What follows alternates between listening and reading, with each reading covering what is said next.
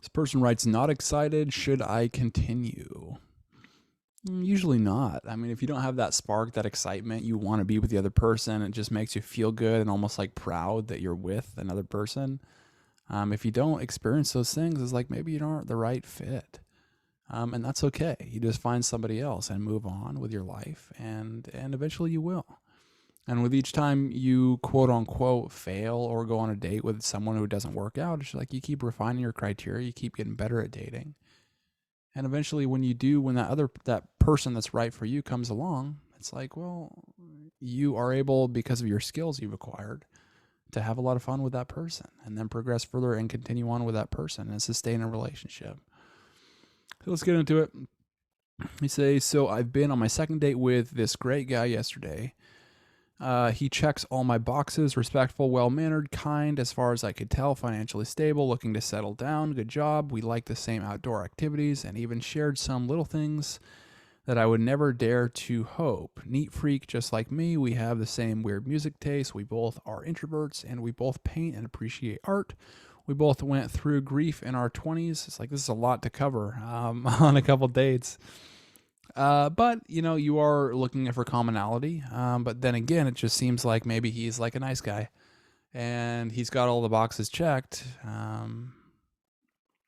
But he doesn't have that excitement, that spark, that mystery. Maybe he's being an open book. Maybe he's telling her everything about him, and maybe it really relates. But it's like, regardless, he's being a total open book. He's not making it interesting or challenging, and she doesn't have to work for the information because she asked him one question and he basically says his whole life story there. So it is important to sometimes leave some details out and leave it up for just kind of a fun experience for her to really work to figure you out and dig for that information.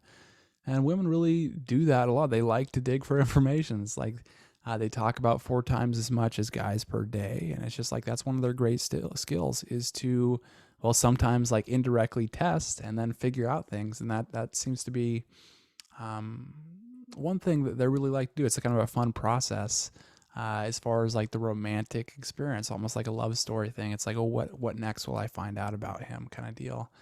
And women, it seems to me that like women really like that compared to this guy that just exactly this is like the whole life story is there at the second date. And then she's like, okay, well, what else? I mean, it's like, okay, yeah, we checked off of the box that we have a lot of similar interests, but it's like, okay, well, I don't really have to work for this guy, you know? So that's what I would say. I would say the likelihood of this situation. That's what's going on. I feel he has a beautiful soul. However, all caps. I'm far from excited. I didn't laugh yesterday. That's a big one. Yeah. Aside from my jokes, he was so serious during the date. I felt no connection aside from potential friendship. To be honest, he looked petrified with fear, but I might be mistaken, or that might be my fault because I hesitated to go on a second date with him. Yeah, well, I would say you don't feel a spark, and I would say I wouldn't continue, honestly. I mean, it's like, how fun will it be for you, even if you're like, oh, well, like logically, and if you just look at this logically, and it's like, well, we really fit each other quite well.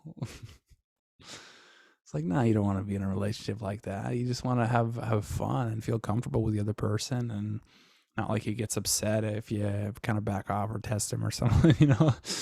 Um, so I'd say move on. I'd say find somebody else. Yeah.